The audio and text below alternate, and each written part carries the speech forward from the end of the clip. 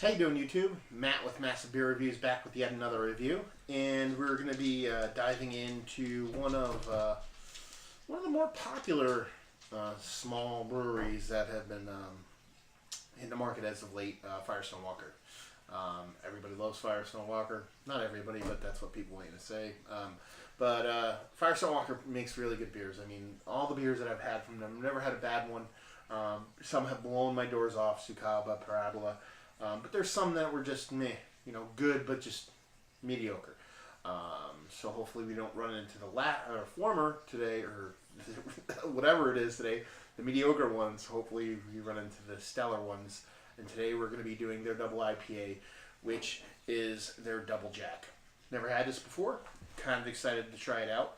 Had a bit of a renaissance lately with my IPAs.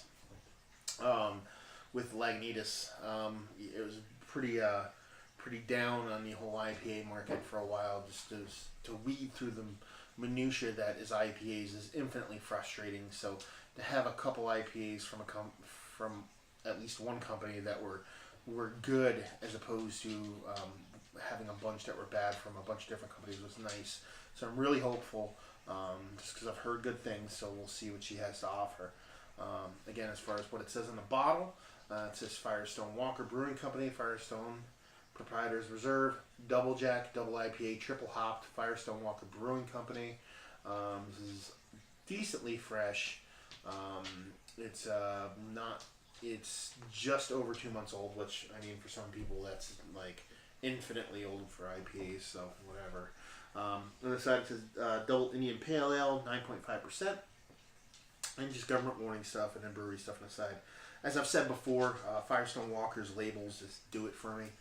Something about it is just awesome.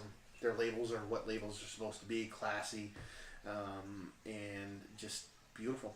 I mean, there's not much else I can say about it. It's just they do it and do it right. It's not pretentious, but it's not super simple. Even though simple can be done well, it's just done really nice, and I dig all of them. Anyway. But the proof is in the pudding, and let's get this pudding poured. So, let's see.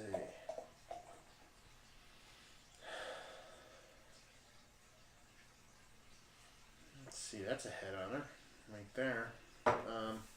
Nice, 2-finger head on there, white as white could be. It seems to be just kind of sticking around. Maybe not too long, but it's sticking around a little bit. Nice haziness to it. Nice unfiltered look to it, to where it's not uber clear. I do not see one. Oh, there was 3. Okay, there are about 6 total bubbles in there. Basically what I'm saying is really no carbonation whatsoever. Nice almost Belgian triple golden ale style color to it. A nice hazy, cloudy, yellowish hint of orangish color to it, which is super inviting since I'm a fan of triples and Belgian golden style ales.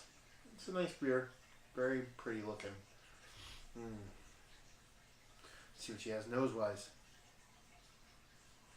Well, it's definitely an IPA or a double IPA. What they say in a bottle? Triple hopped. You definitely smell the hops in there. Super nice, super citrusy. Not piney at all in any way. Just super tons and tons of citrus and grapefruit, and just blowing your doors off. It smells like some nice maltiness in there too. But just hops in a good way. Like I'm not a huge hoppy person. Like I said, not that I don't like hops, but there's so many hoppy beers that it's hard to find ones that are stellar. And so far this one fits the bill as far as smell goes. Tickle in my nose, gonna sneeze. Ooh. But yeah, I mean, it smells delicious. Oh. Wow, it smells really good. Let's dive right in that sucker.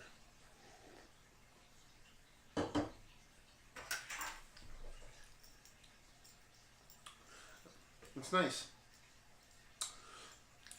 Nice hoppiness to it. Not super overpowering, but it's in your face enough to where it's showing you it's metal. Dry. Drier than what I thought it would be. I was hoping for a bit of sweetness there, a bit of maltiness. kind of balance that out, but there's really not much there.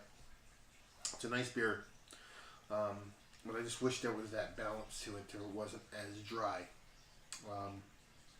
There's a ton of hops, nice mouthfeel, nothing too crazy, nothing too dense, nothing too thin, somewhere right in the middle. And it does have a nice hoppy taste to it. It's lacking. It's lacking that bit of maltiness to it to kind of balance it for me.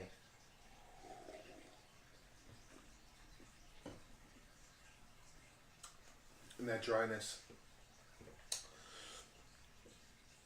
It's just a little bit too much for me. So while it's nice and it tastes well, or it tastes good, and it seems like it's well made, just lacks that next levelness that I get from the typical hoppy beers that I enjoy, which as of late has been Magnese's beers. So, but it's really nice. I mean, not to not sound enthusiastic about it. It's a nice beer, just missing that little element of maltiness, a little bit of sweetness to kind of just take it over the top for me. So, but it's nice. Let's see, rating wise, double IPA, probably give it mid edging towards high 80s, so an 86 maybe, 86, 87. Availability again, as I've stated before, Firestone Walker doesn't really get that much distribution in this area, so pickings are slim. So for northeastern Pennsylvania, you're looking at a 2 as far as availability. You can find them, here and there, every now and then. And as far as value wise, I think I paid $10 for this out of a restaurant. So, I mean, inflated prices, I understand. Let's say this is half the price. Let's say this came in a 4-pack. I'm not sure what it comes at. Let's say it came in a 4-pack for $16. Just to throw a number out there. I'm not sure what it goes for.